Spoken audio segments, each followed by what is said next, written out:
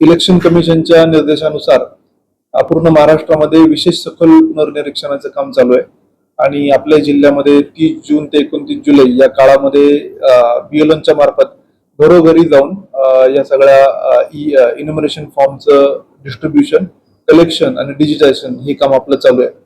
या निमित्ताने माझं सर्व पत्रकार मित्रांना, राजकीय पक्षांना, कारण त्यांच्याकडून BLAची नियुक्ती होत असते आणि त्यासोबत नागरिकांना आव्हान आहे की या काळामध्ये आपण BLOना सहकार्य करा, कारण ते घरोघरी येऊन आपल्या सगळं जी माहिती त्यांना आवश्यक ती देणं, फॉर्म भरून घेणं हे फार महत्त्वाचं राष्ट्रीय कार्य आहे।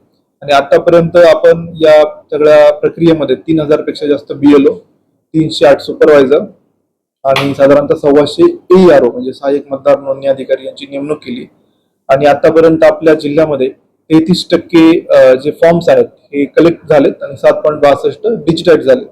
आता याच्यामध्ये आपल्याकडे 86% मतदार आतापर्यंत मॅप झालेले आहेत, परंतु काही ठिकाणी अनोमलीज आहेत। अनोमलीज म्हणजे नावामध्ये 2002च्या यादीमध्ये आणि आताच्या यादीमध्ये काही किरकोळ नावात फरक असेल किंवा वयामध्ये काही लॉजिकल एरर आली असेल तर त्या सिस्टीम अशा अनोमलीज आपल्याला दाखवते आणि आपले BLO आता जाऊन त्या अनोमली दूर पण करतात आणि त्यासोबत फॉर्मही भरून घेत आहेत। त्यासोबत जे आपल्याकडे स्थलांतरित आहेत लोक किंवा जे रोजगारासाठी किंवा जॉबसाठी, शिक्षणासाठी बाहेर गेलेत त्यांनाही ऑनलाईन ही सुविधा उपलब्ध करून देण्यात आलेली आहे।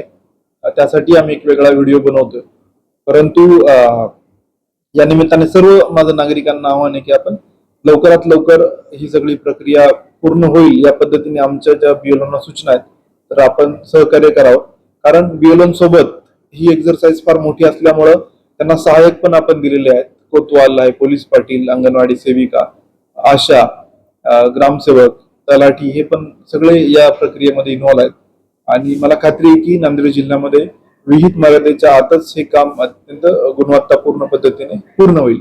आणि मीडियाला माझं आव्हान आहे की आपण जास्तीत जास्त याचा प्रचार आणि प्रसार करावा। धन्यवाद।